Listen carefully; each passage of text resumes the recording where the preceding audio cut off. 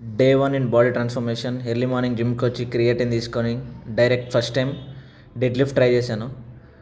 2 sets start with 10 and 15. Third set each side 20 start చేసి ఈజీగా ఒక 12 reps వచ్చాయి. మన డెడ్ లిఫ్ట్ చేయడం వల్ల మన బ్యాక్, థైస్, మన అబ్డామినల్, అదేవిధంగా మన బొటక్స్ అన్ని ఇన్వాల్వ్మెంట్ ఉంటాయి.